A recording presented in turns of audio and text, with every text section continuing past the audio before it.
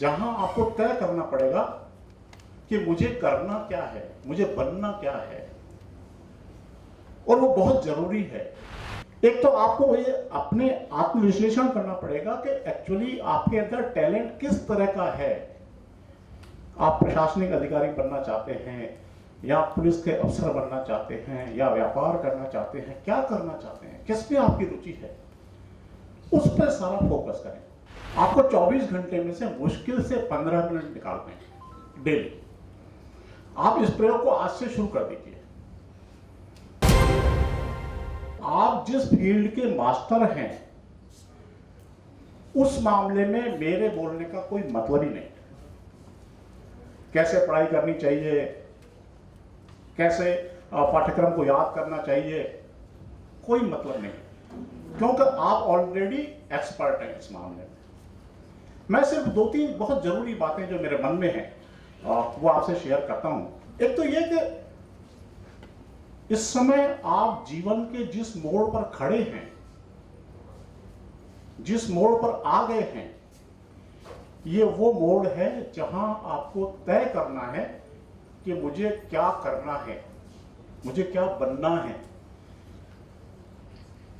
10वीं क्लियर करने के साथ ही, हालांकि हमारे समय में तो जो है सब्जेक्ट्स का चयन 10वीं के बाद में शुरू हो जाता था। अब तो खैर ग्रेजुएशन के बाद में भी होता है, प्रोफेशनल कोर्स भी हो रहे हैं। लेकिन आप उम्र के एक ऐसे पड़ाव पर आ चुके हैं जहां आपको तय करना पड़ेगा कि मुझे करना क्या है, मुझे बनना क्या है, और वो बहुत जरूरी है। मैं आपको बता रहा हूं, मेरा व्यक्तिगत जिंदगी का अनुभव बता रहा हूं। मैं जब 10वीं 11वीं 12वीं का जो टाइम था, मेरे पिताजी मुझे इंजीनियर बनाना चाहते थे, और मेरा लिखने पढ़ने में बहुत शौक था। आप आश्चर्य करेंगे कि मैं जब 10वीं 11वीं 12वीं के समय उम्र में था, तो मैं लाइब्रेरी में जाके मनोविज्ञान, ज्योतिष, दर्शन, न जाने क्या क्या, योग, स्वामी विवेकानंद, ऐसी पुस्तकें पढ़ा करता था। शौक था मुझे। और मेरे पिताजी मुझे इंजीनियर बनाना चाहते थे। उन्होंने 11th मेरे को दोबारा करवाई ताकि मैं इंप्रूव करूं। मैंने इंप्रूव नहीं किया, क्योंकि मेरी रुचि लिखने पढ़ने में थी। आप देखिए, ये जो कंट्राडिक्शन है, मैं आपको इसीलिए बता रहा हूं। मैं कुछ लिखने पढ़ने के क्षेत्र में जाना चाहता था, वो मुझे इंजीनियर बनाना चाहता था। नतीजा क्या हुआ कि मैं उनकी इच्छा को पूरी नहीं कर पाया, उस फील्ड में नहीं जा पाया, और मैं इधर पत्रकारिता के क्षेत्र में आ गया। तो ये जो अंतर है, इसको आपको समझना पड़ेगा। एक तो आपको ये अपने आत्मविश्लेषण करना पड़ेगा कि एक्चुअली आपके अंदर टैलेंट किस तरह का है। आप प्रशासनिक अधिकारी बनना चाहते हैं, या पुलिस के अफसर बनना चाहते हैं, या व्यापार करना चाहते हैं, क्या करना चाहते हैं, किस पे आपकी रुचि है, उस पर सारा फोकस करें। दूसरा, अपनी रुचि के बारे में अपने अभिभावकों को विनम्रतापूर्वक बताएं कि साहब मैं ये बनना चाहता हूं। क्योंकि जो आप बनना चाहते हैं ना, उसमें आपकी एनर्जी ज्यादा आसानी से लगेगी। आपकी जितना भी आपके अंदर ताकत है, जो भी आपकी क्षमता है, वो सारी उसमें लग सकती है, उसमें आप सफल हो जाओगे। तो अभिभावकों और बच्चों के बीच में एक तालमेल होना चाहिए। हाँ, ये बात जरूर है कि हमारी आपकी जो उम्र है वो अभी निर्णय की नहीं है, क्योंकि जीवन में क्या अच्छा क्या बुरा इसके बारे में हमको उतनी समझ नहीं है जितनी कि हमारे माता पिता को है। तो माता पिता की राय को भी सुने, अपने गुरुजन की राय को भी सुने, लेकिन साथ ही अपनी रुचि के बारे में भी ध्यान रखें। एक सबसे महत्वपूर्ण बात मैं आपसे कहना चाहता हूं। दूसरा, और बहुत काम की बात बता रहा हूं मैं आपको, गौर से सुनना। और संयोग से हमारे बीच में आज राधे चोयल जी नहीं है, जो कि वो बहुत सुप्रसिद्ध मोटिवेटर हैं, जबरदस्त। मैंने अब तक जितने कार्यक्रम देखे हैं बच्चों के सम्मान के, और भी, उनमें वो एक चीज पे बहुत विशेष जोर देते हैं और जरूर बताते हैं। वो बताते हैं law of attraction. Law of attraction का मतलब, आप जो बनना चाहते हैं उसको बनने में इस प्रकृति की, इस कायनात की जितनी भी शक्तियां हैं, वो सम्मिलित रूप से आपके उस संकल्प को पूरा करने में लग जाती है। आप देखिए कितना जबरदस्त फॉर्मूला है ये। लॉ ऑफ अट्रैक्शन बहुत विस्थापित सिद्धांत है ये। हालांकि ये बात सही है कि ये कामयाब तब होता है जब हमारा संकल्प मजबूत होता है, उसके प्रति हमारी डेडिकेशन होता है, लगन होता है, मेहनत होती है, तब यह कामयाबी मिलती है। लेकिन आपने एक सुना होगा, हिम्मत मर्दा मदद खुदा। ये वही बात, मर्द हिम्मत करे तो खुदा उसकी मदद करता है। बात तो वही है कि हम संकल्प जो लेते हैं उसको पूरा करने में प्रकृति, पूरी कायनात उसमें लग जाती है। ये बिल्कुल सच्ची बात है। आप जो चाहते हैं ना वो बन जाएंगे। तो मैं जो कह रहा था कि हम अभी जिस उम्र के पड़ाव में हैं और हमें जो बनना है उसके बारे में दृढ़ निश्चय कर लें, फिर आप देखिए आप जो चाहेंगे वो बन जाएंगे।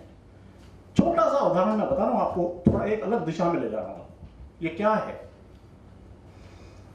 हो सकता है आपने सुना हो, साइंस में इसकी व्याख्या है कि ये पृथ्वी कैसे बनी, ये सृष्टि कैसे बनी, उनके अपने सिद्धांत हैं, ठीक है। और अध्यात्म और दर्शन में हमारे खास करके हिंदू धर्म में ऐसी मान्यता है कि ईश्वर ने सोचा, जो सोचा वो होता गया। उन्होंने सोचा धरती हो जाए, पानी हो जाए, पहाड़ हो जाए, ऐसे वो सोचते गए, माना संकल्प लेते गए और वैसा का वैसा होता चला गया। आप समझिए कि हम उस ईश्वर के अंश हैं, छोटी इकाई हैं। हमारे अंदर भी इनबिल्ट वो की वही शक्तियां मौजूद हैं, हमारे अंदर भी वो मौजूद है। हम जो चाहें, जो सोचें वैसा हो सकता है, लेकिन उसके लिए हमारे अंदर आत्मशक्ति जो है, आत्मा की शक्ति है, उसको मजबूत करना पड़ेगा, उसके प्रति एकाग्र होना पड़ेगा। एकाग्रता का छोटा सा मैं उदाहरण बताऊं। आपने एक उत्तल लेंस सुना होगा, ये जैसे हमारे चश्मे में लेंस होते हैं, इसी तरह एक उत्तल लेंस होता है। उसकी खासियत ये होती है कि वो एक तरफ से जो किरणें पड़ती हैं वो दूसरी तरफ उनको एकाग्र करके एक जगह ले जाके केंद्रित कर देती है। उत्तल लेंस का काम है। हमने प्रयोग किए होंगे, आपने भी प्रयोग किया होगा। उत्तल लेंस यदि सूर्य के सामने आप रखेंगे तो उसकी किरणें दूसरी तरफ बिल्कुल फोकस होके एक जगह, जहां कागज रखेंगे तो कागज जलने लग जाएगा। आप देखिए वो सारी किरणें क्योंकि एकाग्र हो गई है।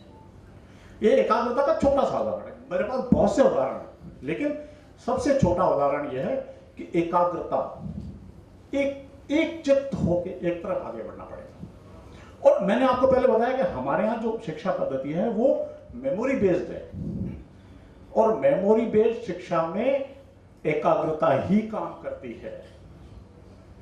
आप 8 घंटे पढ़ाई करते होंगे, लेकिन उसमें से जो भी आधा घंटा, 1 घंटा, 2 घंटा जिस दरमियान आप पूरे एकाग्रचित्त होकर पढ़ते हैं वो आपको याद रहता है। तो इसीलिए एकाग्रता की इतनी बड़ी महत्ता है। और इसका एक छोटा सा मैं आपको प्रयोग बता दूं, और आप सब लोग बड़ी आसानी से कर सकते हैं, करना चाहिए, मैंने किया है। आपको 24 घंटे में से मुश्किल से 15 मिनट निकालने हैं डेली। आप इस प्रयोग को आज से शुरू कर दीजिए और आपको इसके चमत्कार बिल्कुल दिखाई देंगे।